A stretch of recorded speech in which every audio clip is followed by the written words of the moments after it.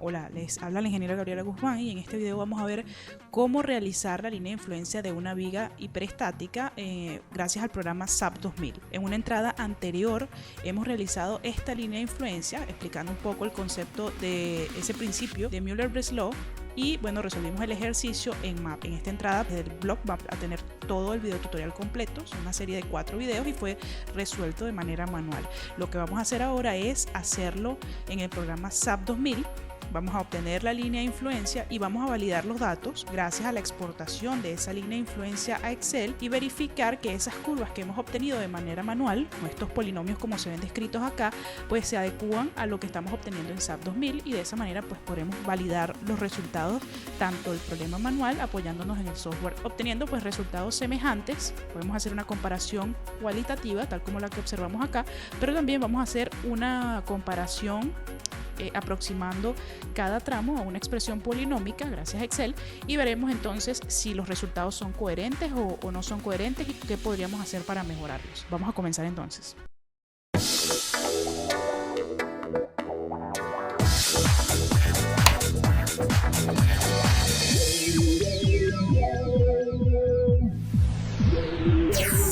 CPROINCA.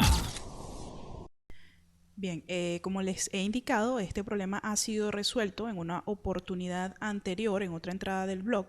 Recuerden que la dirección de nuestro blog es aulacproinca.blogspot.com. Por si están viendo este video desde YouTube, recuerden suscribirse también.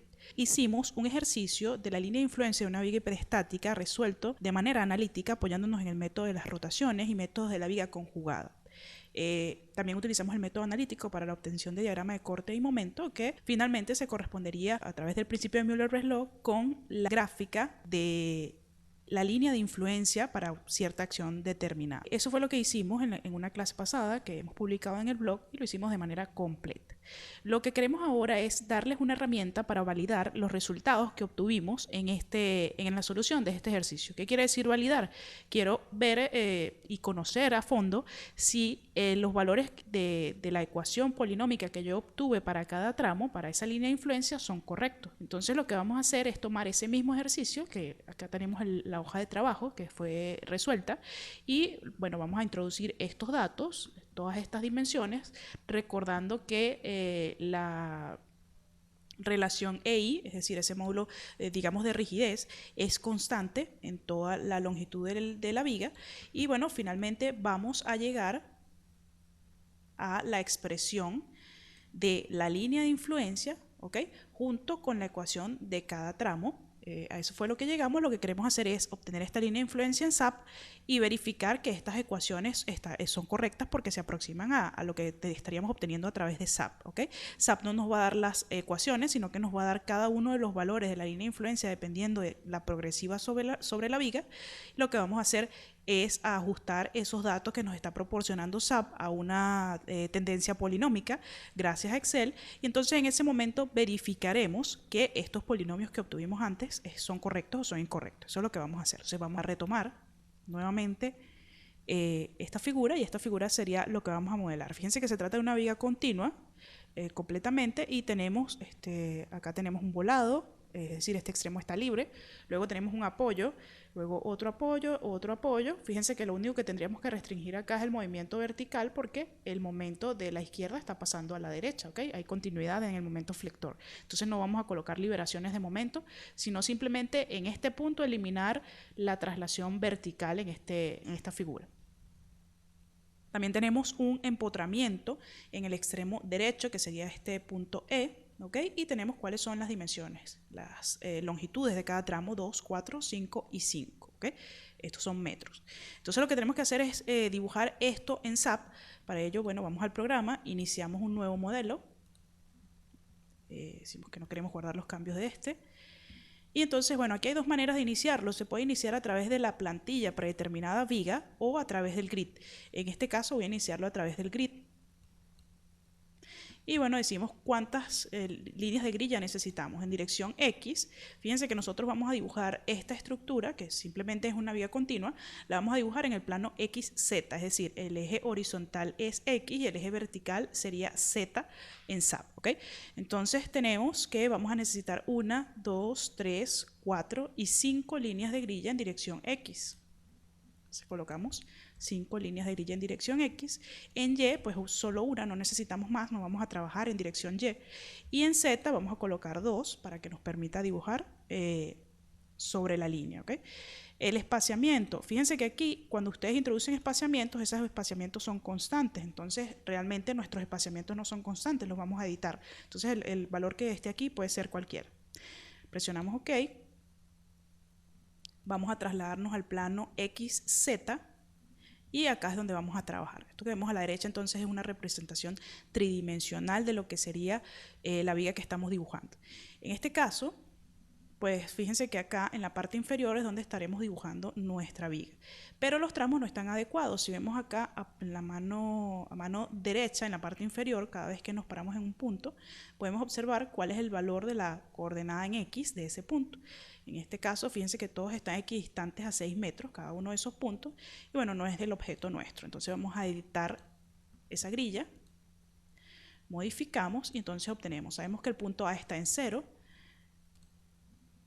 Sería este que está acá, el punto B está en 2, el punto C está en 6, el punto D está en 11, entonces sería 2, 6, 11, colocando acá, 2, 6, 11, y finalmente el último punto estaría a 16, ¿ok? 16. Una vez ya editado de manera correcta, fíjense que de nuevo repito, en Z no me interesa cuál es la distancia entre las grillas, yo solamente voy a dibujar una estructura lineal, entonces no estoy trabajando con esa otra dimensión. Presionamos OK y verificamos entonces que están bien las distancias, 2, 6, 11 y 16, perfecto. Entonces esa sería nuestra grilla final. Lo que vamos a hacer ahora es dibujar los elementos. Entonces tenemos una opción que sería dibujarlo con este comando. Este comando requiere un punto de inicio y un punto de final, simplemente haciendo un clic y un clic.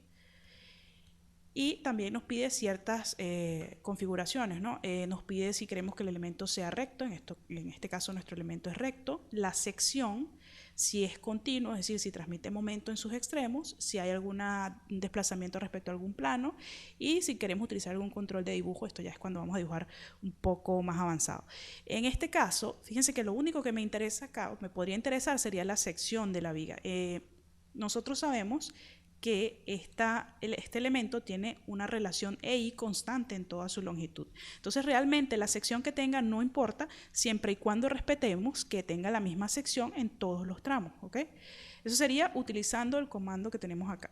Voy a utilizar un comando que es más rápido, que es este de punto rojo. Fíjense que me pide configuraciones semejantes y lo que voy a hacer es encerrar dentro de esta ventanita que estoy dibujando sin soltar el clic todas las líneas de grid donde deseo que dibuje un elemento. Presionamos escape y entonces aquí tendremos un elemento, acá tenemos otro y acá tenemos otro, ¿ok? Esa es la manera más rápida de dibujar.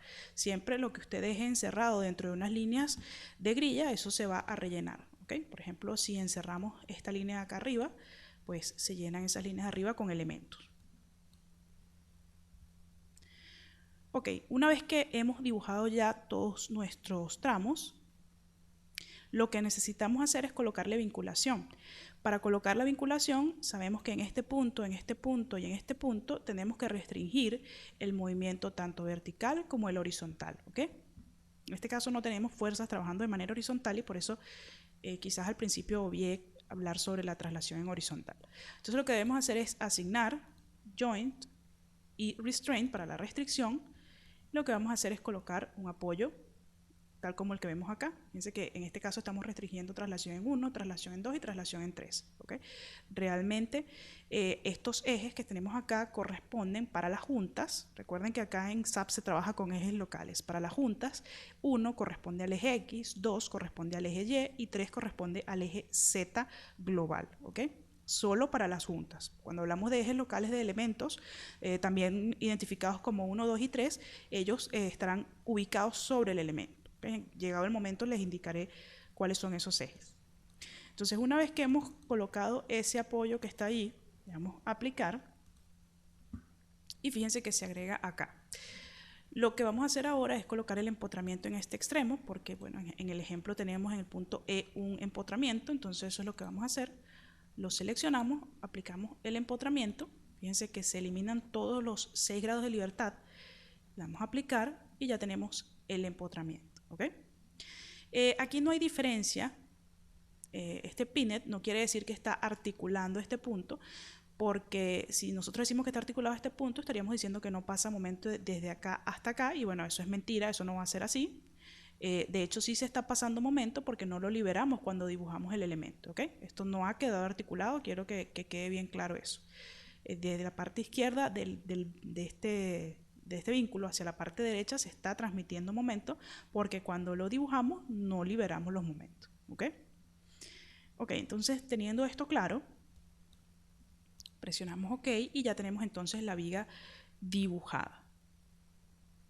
Lo que vamos a hacer ahora es definir los patrones, es decir, definir el camino o la trayectoria por donde pasará la carga.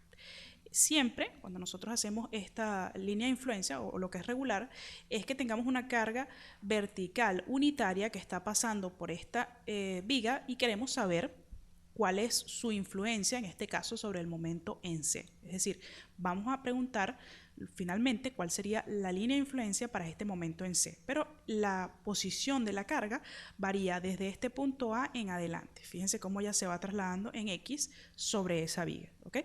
Eso es lo mismo que vamos a representar en SAP entonces. ¿Cuál sería el camino en SAP?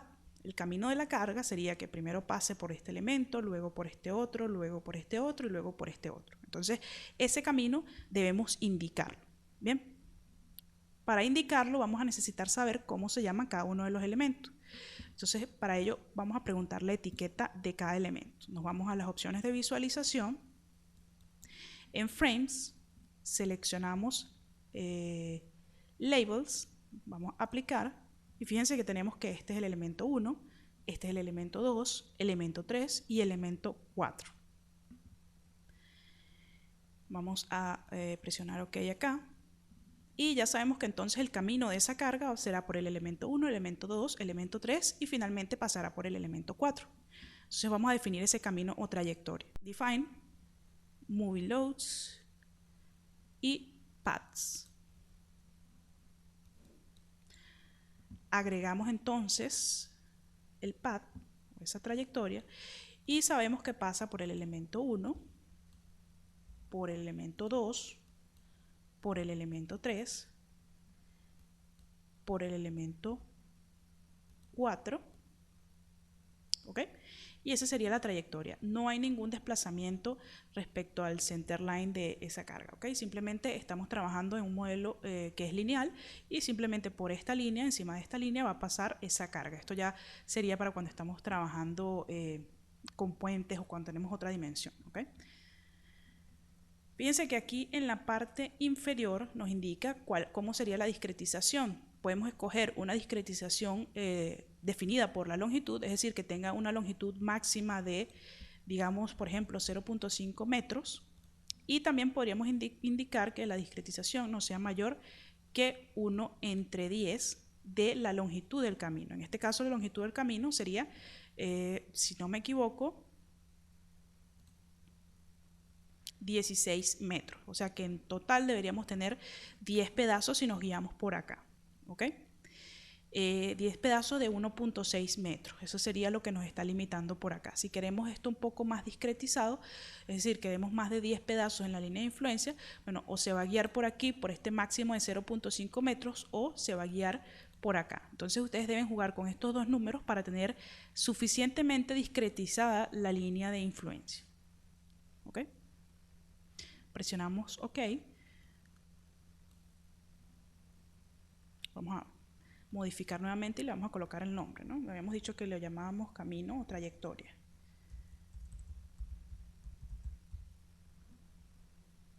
Recuerden que cada vez que si a ustedes les parece que quedó mal discretizado, es decir, tenemos pocos puntos en la línea de influencia, pues podemos volver acá y modificarlo. Podemos colocar quizás cada 0,25 metros o podemos limitar quizás a que tengamos mayor cantidad de puntos, ¿ok? Aumentando este número de veces que vamos a dividir esa longitud de la trayectoria. Ustedes pueden definir acá qué es lo que quieren. Presionamos OK. OK nuevamente, ya tenemos definida la trayectoria. Lo que vamos a hacer ahora es definir que la carga va hacia abajo, que es una carga unitaria, ¿ok? Y eso lo vamos a hacer en esta opción, de definir cargas móviles, vehículos. Entramos y agregamos un vehículo. A esto le vamos a poner carga unitaria. Y lo que debemos hacer acá es describir cómo es esa carga unitaria. Aquí tenemos muchas opciones porque recuerden que esto podría servir para definir un tren de cargas, ¿ok? Específico o particular que usted quiera definir. Entonces tenemos opciones de leading load, que sería la carga que es la primera carga que se coloca, la carga que lidera. Luego tenemos trailing load, que es una carga distribuida, ¿ok? Podría verse como la carga de carril en puentes, diseño de puentes. Longitud fija, quiere decir que si ya hemos fijado la primera carga, podríamos colocar otra segunda carga a una longitud fija y otra carga a longitud variable, suponiendo, por ejemplo, que queremos colocar un camión que podría estar a una distancia variable detrás, ¿ok? Entonces, estas serían las opciones. Nosotros nada más necesitamos una carga unitaria, entonces colocaremos leading load. No es carga uniformemente distribuida, sino que es una carga de eje, ¿ok? Es una carga, digamos, puntual y que tiene un valor de 1, tal como lo hemos analizado para este principio de Müller-Breslau. Presionamos agregar y aquí tenemos cómo se vería la carga. Esa carga lo que va a hacer es recorrer todo el camino que yo le indique en un siguiente paso y bueno, y va a generar la línea de influencia cuando recorre ese camino.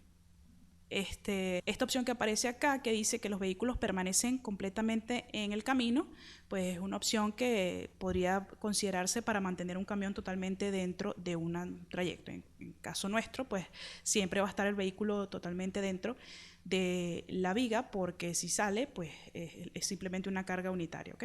Al terminar el camino ya él sale de la viga. Cuando tenemos un camión, pues puede que una de las ruedas quede dentro, entonces por eso nos permite seleccionar o no esta opción, ¿ok? Presionamos OK. OK nuevamente. Y lo que nos queda es definir el caso de carga móvil. Entonces vamos a define load cases. Fíjense que estos casos que están acá aparecen por defecto en el programa, pero nosotros no los vamos a utilizar. Entonces podríamos eliminarlos. Vamos a borrar este y borramos este. Vamos a agregar un nuevo caso de carga. A este caso de carga le vamos a poner carga móvil. Y en carga móvil el tipo es moving load, ahí está. Y luego tengo que indicarle qué cargas va a aplicar. En este caso va a aplicar el vehículo clase carga unitaria que hemos creado con un factor de escala de 1. Esto es por si yo quiero cargar más de un camino. Volvemos a lo mismo, es aplicación en puentes, no vamos a colocar nada allí, sino que vamos a darle agregar y él va a cargar todo el camino, los caminos que se definieron.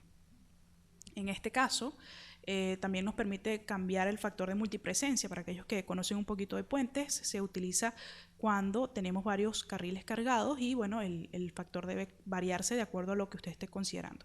En este caso, no lo dejamos por defecto, no vamos a modificar nada. Y acá abajo, él ha agregado automáticamente el camino, que sería trayectoria en este caso, ¿ok? Fíjense que lo único que hice fue colocar, seleccionar la carga unitaria acá, con un factor, agregar, y luego el resto se deja por defecto porque son configuraciones avanzadas para puentes, no para nuestro caso que es una sencilla línea de influencia. Presionamos OK. OK nuevamente y ya tenemos el caso de carga creado. Lo que nos queda o nos resta sería correr el modelo.